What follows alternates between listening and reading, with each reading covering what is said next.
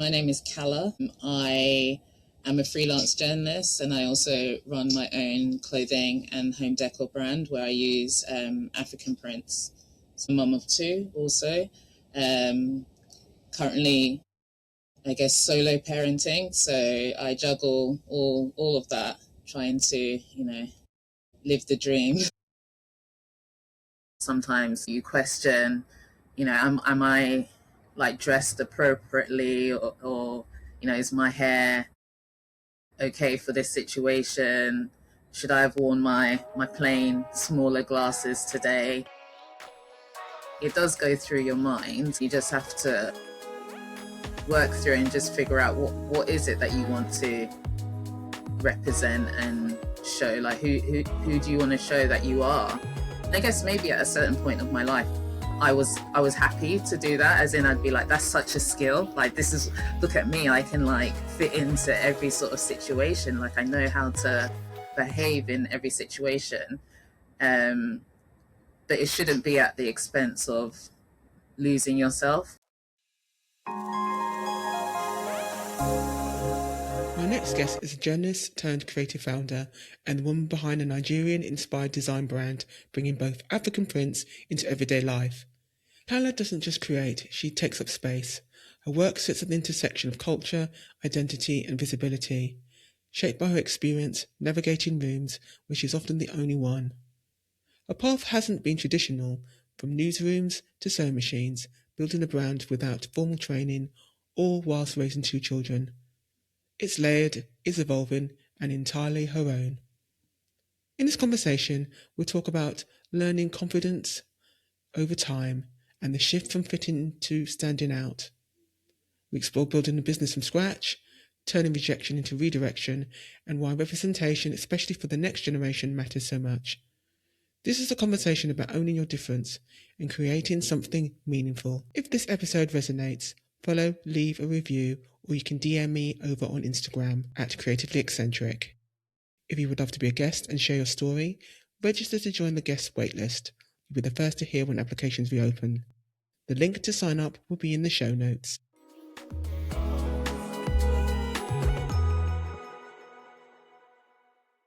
As you get older, it's a wonderful thing because you really just stop to caring what people think. It's such a powerful thing. Like you can let go and you can, not to say that I'll just do crazy things because I don't care what people think, but in terms of caring what other people think and how they perceive you can often hold you back, and not taking that out of the equation, I think really helps me be like, well, the only person I'm going to potentially disappoint is myself. So why not try it? Why not do it? Why not, turn up to this event? Why not have a go at doing this?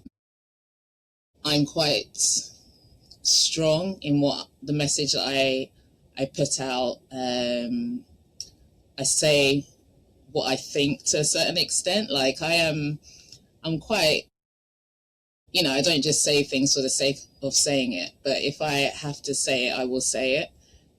But in terms of the message that I'm giving, I think, again, as I get older, I have a better idea of the messages that I want to put out. So again, it's not just for the sake of talking or saying something, it's because these things are things that I believe in, that I hold close. Like, for example, in my journalism career, I think it's very important that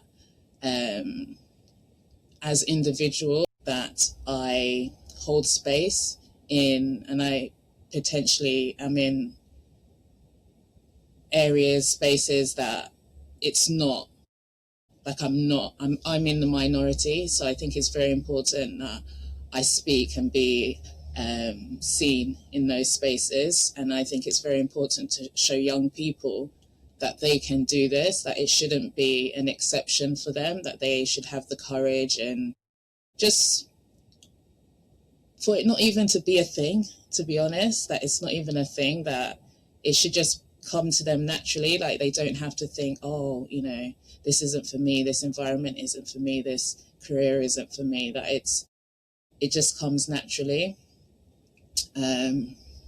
Yeah. Going to different spaces and environments is difficult, as you know, for anybody at any stage in the development or their life or their career. When did you first realize that you were navigating spaces where people like you weren't always represented? I, it's it was probably the reason I hesitate is that probably I realized it, but I wasn't very like fussed by it at all. I was just like, because growing up, I've always been in mixed environments, as in, if I'm with a lot of people, like if I'm one of the few black people there, it didn't really bother me as such. Like my background, my upbringing, I'm from a Nigerian family, African family. I'm from Hackney, East London, so it's not like I was always in very, very mixed environments, but there were times when I would just be the only black person like interested in theatre. Like when I went to university in Kent, and I'm pretty sure I did drama and English, and I'm pretty sure I was one of the few black people doing those subjects, and most of my friends were doing like accounting, law, etc., etc. You know, friends that were in the Afro-Cab society, they were doing those sorts of topics. So even from being at university, I sensed that difference. But because of my background, where growing up I had spent some time in the West Midlands in Telford, so at that time, that's a place where there wasn't a lot of black people anyway, and I was living with a white family. I guess that interaction just never made me feel like, oh, this is awkward, this is weird. But then when you're trying to navigate your career, and I don't know, like I'm working at a national paper on the news desk, and they're mistaking you for like the only other black female that works there. Just like, actually, this is a bit weird. Or like when I did showbiz journalism, and there were times that you'd get to know some of the celebrities, and there were a couple of celebrities. They'll be like, "Oh, hi, how you doing?" And they'd be talking to you, and then at some point you'd realise that they think that you're that other black female journalist, and I'd be like, "Well, should I like make it clear, or should I just continue the conversation so I can get the interview, get the story, etc., etc." So, those sort of things you can laugh off, but when it's in a situation where maybe you're the senior person, but because you're with, I don't know, a white female, or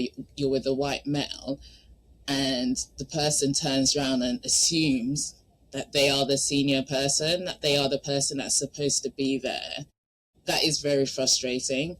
And it kind of takes away from all the hard work that you've put in to be in that position. Maybe I would attend an event, it's my name that's listed as the guest, and that the white person, for example, is my plus one.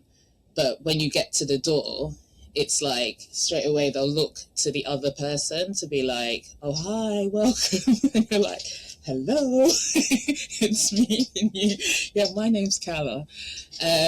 So things like that. And I also, I guess for me, there was also a point where working with, in particular, white males in the industry, you see the confidence that they have that also allows them to, I guess, push through any issues, and that mentality that, oh, you're not supposed to be here, or you don't have the skills for this. It's just a confidence that they have.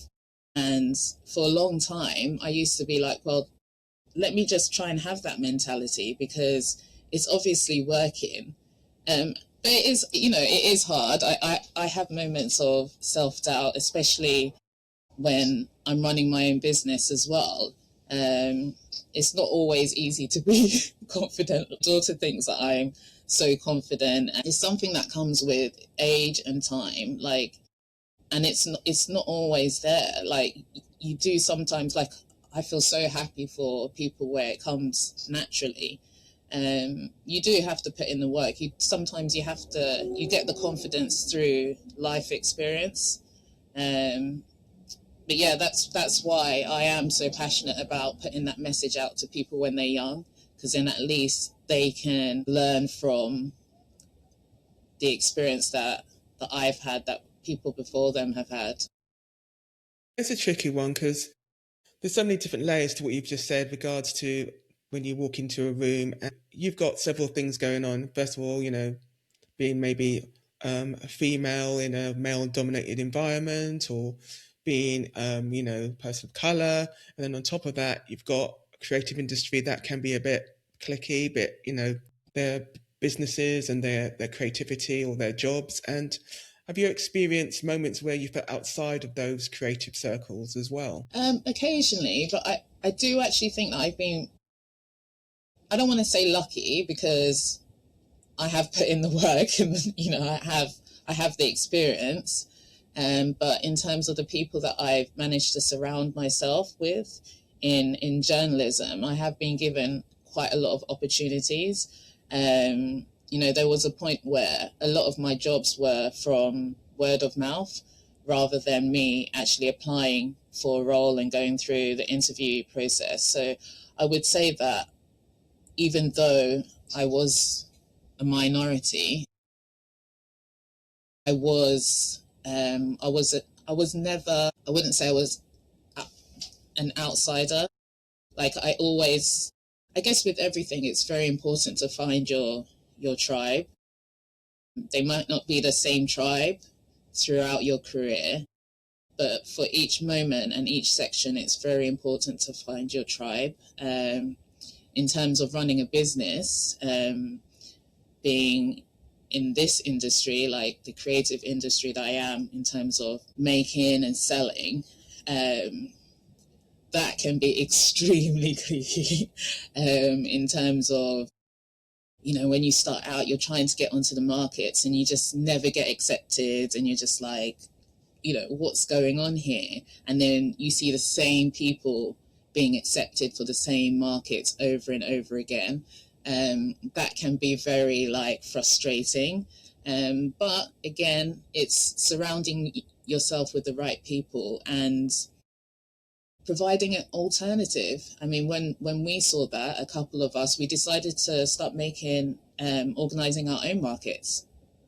And then that gave us the opportunity to show what we had. So yeah, and sometimes you just keep working on yourself as well, because I guess some of the markets I was applying for, maybe I wasn't ready for them at that time. But I think when you have been doing it for some time and you're still not getting accepted, then you're just like, actually, let's just try others. Maybe that one is not for me anyway. I need to try different avenues. One of the things I'm really looking to do more of is organizing my own pop-ups, because I think that does suit my brand more. I have so many aspects of my brand, like the kids' clothing, adults' clothing, lampshades. It's an experience to, like, shop with me. That's what I like to think. So I think with having a space where I can display everything, and I can curate it, bringing together, talented makers that I've worked with before, I've, like, traded with before, like, I can vouch for them. And also what I love to do is bring an element of art to it as well, because visually that looks amazing in the space. And that's come about from being rejected from certain markets, or going to a market that you've paid, like, a crazy amount of money for, and not making the money back. So And it's like, who's the loser here? Who's the winner? Is the winner is the person that organized the market, because they've got all everybody's like table fee in their pocket, and you're going home without like having not made a profit. So the way I see it is like, if I'm doing my own pop-up, I've created an experience. I'm marketing my brand, I'm marketing myself, and the other people that I've chosen to take part.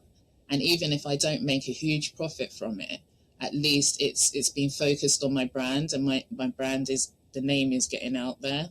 Yeah, I think you actually answered next question. I know you're not formally trained as like a seamstress, but you make stuff manually and you built your successful design brand. Did you feel that you had to prove yourself more by showing that building your own lane, creating up your own pop-ups? As a designer embracing like African style prints, have you ever felt pressure to tone it down, your culture expression, to fit into industry expectations at all? That is what my brand is. It is like, literally, that is what it says on the tin. It's like bright African prints. So I guess in terms of the brand, no. But sometimes when I do go to certain places, I do think, okay, which fabrics are going to work in these situations? Maybe some of the more muted ones would be better. I guess I've learned a lot about how I display things, so it's complementary rather than lots of different fabrics clashing. In terms of how I present myself in certain situations, but as I said, as the years go on, I'm just like, this is me. But I've definitely questioned, like, if I'm somewhere and I'm not making sales, or people are not approaching me, I'm like, is my hair like too big today? Is it too, like, afro? Are my glasses too big? Am I being too like loud, type thing? The same for when I've been working as a journalist as well. Sometimes you question, am I like dressed appropriately, or is my hair okay for this situation? Should I have worn my plain smaller glasses today? That sort of thing. It does go through your mind. But yeah, I guess it's something that you just have to work through and just figure out what is it that you want to represent and show. Like, who do you want to show that you are? Are you the person that is just like always changing themselves to fit into any situation? And I guess maybe at a certain point of my life, I was happy to do that, as in I'd be like, that's such a skill, like, this is, look at me, I can like fit into every sort of situation, like I know how to behave in every situation. But it shouldn't be at the expense of losing yourself. So I think, yeah, just need to be mindful of that. At what point did you realize that being who you are, being different, might actually be your biggest creative advantage? It's probably more of a recent thing. Developing my brands, especially, I think, has helped me realize that people are not just, they're not just tapping into the products. It's the person selling it, the face of the brand or behind the brand, that they're liking, I guess. So yeah, it's probably quite a recent thing where I've realized that I do need to step out and represent my brand more. Also represent myself as a brand when it comes to my journalism career. Yeah, and you're just trying to find your own, you're trying to find your own style, and also find your own way within your brand as well. And because you're almost the front of the brand, it's not just the clothing and the patterns. You actually are being the spokesperson for your own brand. And I was interested about your African prints that we talked about earlier. Is there like a cultural meaning? Do you see the designs as like kind of a storytelling within the fashion and the interiors that you create? They have meanings like, that's why you'll find some like crazy prints. I always remember when once I brought this fabric and I was like, oh, it's like a pretty shell printed all over it. And then as I was actually using it, I realized that it was a typewriter that had been like, that was the actual print, that it was typewriters all over it. And I think sometimes it's linked to like, I guess what your trade would have been like. In my parents' village, there's a print that um, they often wear, and it's got fishes on it because it's a fishing village.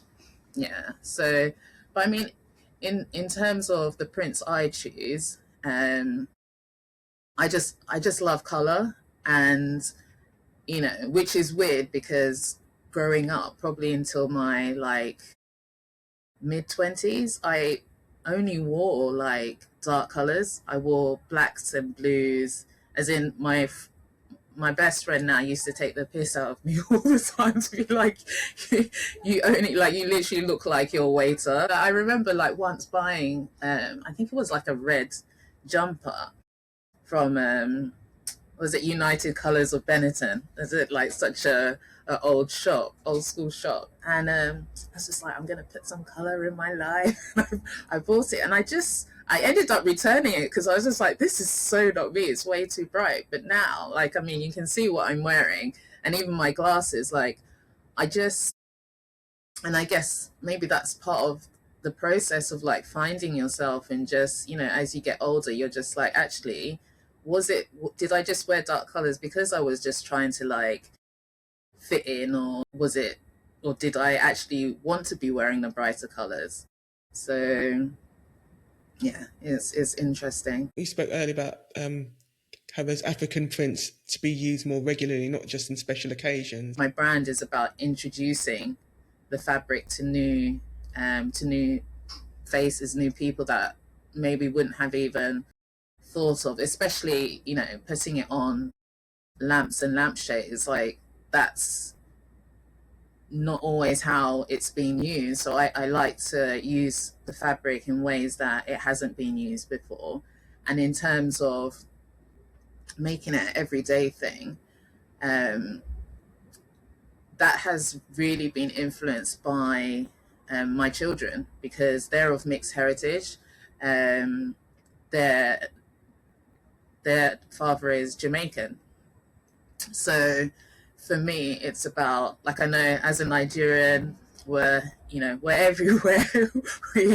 We're very like, when we're there, that we're there. So for me, it was more about, well, I want my kids to just like feel comfortable wearing the print, but for it not to be overwhelming, I guess.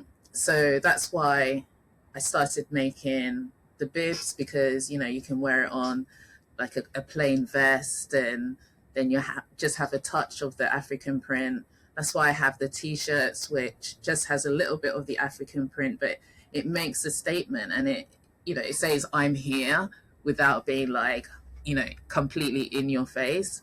And I have noticed that that's very, it's welcoming, because it does make lots of people feel that they can, as long as they're respecting it. Because I do get a lot of people coming to me and say, is it okay? Like, I'm a white middle class woman. Is it okay for me to be wearing this fabric? And my answer is always, look, as long as you're respecting the fabric and you're not like using it to go and mimic our culture, or, take the mickey out of it, there's no reason why you cannot wear this fabric or have it in your home. It's all about appreciation. And I think that's always important, because a lot of my customers are of a different race, a different culture. And it's interesting because it's the patterns, it's the vibrancy, it's the fact that it just looks good. Like, they appreciate it, and why shouldn't they? You know. Mm.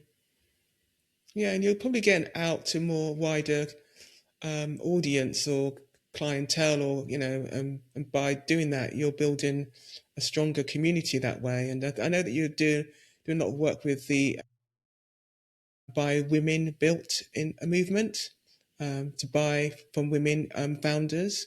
The idea behind by women built is simple, but it's not everyone can invest in female founders. Do you think the conscious consumer is supporting small creative brands, do you think, more and more these days? The value of supporting small, or shopping small, supporting small businesses. We are contributing so much, like, and the people that I meet who are small business owners, yeah, a lot of them, their mothers, the reason why they've got a small business is to accommodate their children. Some of them are carers. Some of them are they've got long-term illnesses themselves, so they can't work full-time, or they can't operate in a corporate world, or wherever they were working before. There's so many reasons why they've chosen to run a small business, and they're still functioning, they're still providing, they're still contributing to the economy. Like, I can't remember the percentage, but it's a crazy percentage of like how much we as female founders contribute to the economy. But in terms of the assistance that we get, it doesn't equate to it. So it is a struggle. And I only just recently joined by Women Build, but it has been very interesting being part of that community, because like I said, yeah, you just meet so many amazing female founders, and you're just like, oh my gosh, like, if they can achieve all of this with whatever is going on in the background, what's possible for me is very inspiring. But I see that, to be honest, I see it all the time in, like, being in being a small business owner. Like, even in my studio, there's like so many amazing female founders who, they're working so hard. And I guess that's what I was talking about previously, and about finding your tribe. It's like, you're being surrounded by people who are on a similar journey to you, that are facing similar problems. It's an opportunity for you to speak to each other, advise each other, support each other, and I guess push each other along. Whereas, before, maybe I might be like, oh, I just don't think this is for me. Like, this is not what I'm good at. Someone might turn around to you and be like, no, I think this is your strength. This is your strength, and this is what you need to go and do. So yeah, it is really important. And like I said, your tribes can change. Like, there's no reason for you to feel that because this is who I surrounded myself with at the beginning of my journey, I have to stay with them. Everybody grows, everyone changes directions slightly, and it's okay to then find another tribe that is going to push you maybe a bit further, have different opinions, to make you push yourself and just continue to evolve and achieve the things that you need to achieve. That's all important, having that support system. You drive each Yeah. other, and you support each other through hard times and good times as well. Part of the conversation is called Studio Draw. It's a play on words, so it's like your physical draw, creativity, drawing, that messy draw that nobody wants to talk about. What's your favourite way to break out of a creative rut? I'm sure lots of people love music, but I do love music. I have two pairs of headphones in my studio. So I have one which I'm always like commuting with, and it's always in my bag.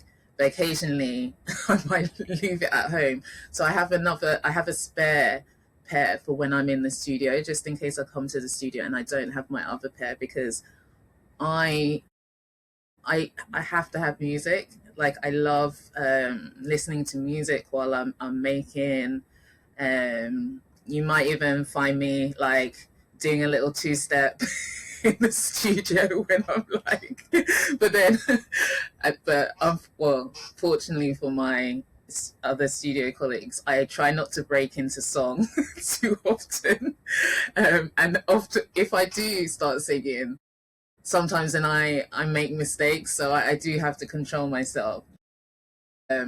I remember there was one time I was like really in the vibe. I was really vibing, and I thought no one was here, so I was like singing along, and then I realized I'd like sewn a skirt like the wrong way round or something like that. So when we get to the singing stage, I've taken it too far. But yeah, I love music, love listening to, my favorite for working in the studio is a bit of Afro beats, 90s R&B. That's my vibe. I also love a bit of neo soul, but trying to keep the vibes up. So a good mix. What material or tool or medium you've always wanted to experiment with, but you haven't done so yet? At the moment, I don't have the studio space. I don't have the tools as well. I just would love to create a range of like stools or, armchairs with African print all over it. Like, as in, for me, that's what I would love to do, for sure. Yeah. What is the weirdest source of inspiration you've ever used in a project? I don't know how weird this is. It's fairly weird considering my background. Like, I have typical African Nigerian parents. Like, we don't do pets. But I went through a phase where I was obsessed. Like I was like, I want to get a cat or a dog. Probably like a dog is it's more my thing. So because of that, because I was so obsessed with the idea of getting a dog, um, I started making dog bandanas. So I now do dog bandanas in the African print, which basically stemmed from my obsession that I was going to get a dog at some point. But although the bandanas are for cats as well. But now I'm like, actually, I don't know whether I want a cat or a dog. My sister has two cats, and I've always thought, no, I don't really like cats because they're a bit like fickle. Um, but I don't know. Now I'm like, actually, yeah, I'm confused, but it's not happening anytime soon, so I've still got time to think about it. I feel like because I've got two kids as well, I'm like, do I want another like child to look after? We did get fish though. Last question in Studio Draw. What's a mistake in your career that turned out to be a secret blessing? Maybe I would say.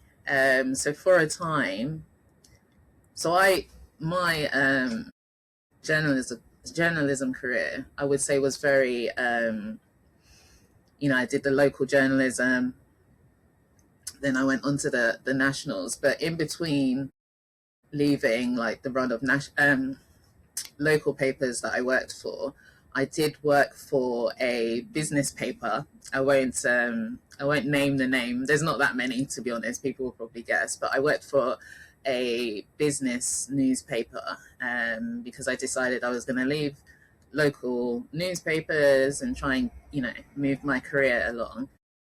And I was working there as a feature writer, and let's just say it was not for me. It was not for me at all. It was I can't even say it was because it was very corporate, but it was one of those spaces where I was in the minority, and I think at that stage of my life I was very, I don't know, misunderstood, I guess. And maybe I wasn't as confident as I am now, especially in new environments. I say misunderstood, but you know, a lot of the time that's not on me. It's on the person that is making the assumption based on what, you know, they think or believe that you are. So I really had a tough time there. It's a long time ago, but I do remember, and I remember the feelings, like the actual feelings of just being like, I didn't know that going to work, it shouldn't be this hard. Like I shouldn't be having these sorts of emotions when I'm going into work and being with my colleagues. So I guess that was a mistake for me taking that job. But because of that, because I was just like, I'm just gonna leave. Like I didn't even have another job to go to. I was just like, I've got to leave. I spoke about it with my partner at the time. I was just like, you know, if I leave, like, you know, are we going to be okay? Like I had to have that conversation because me growing up, I've always worked as well. I've never like been in that sort of situation where I didn't have a job, or but it was, you know, it just wasn't the place for me. So I left and I just started messaging contacts to be like, I'm freelancing, you know. I got my computer at the time. Everything was on my desk. I had my notebook. I set myself up at home and I was just like, I'm a freelance journalist. And started to send out emails and just be like, yeah, I've decided to go freelance. Like, is there any work? Can you point me in the right direction? Like, and that's basically how I started my freelance journey, and working on the nationals, because one of my friends was working at the Mirror at the time, and he's like, "They need, yeah, come and do some shifts. Or can you go to this event for me?" And I ended up working for the 3 a.m. column. So yes, I guess that just made me realize that that was not for me. I loved entertainment. I loved, you know, especially loved theatre. So that was just amazing for me, really, to have that opportunity to, you know, be going to all these events, meeting all these people. Yeah, it was a good time.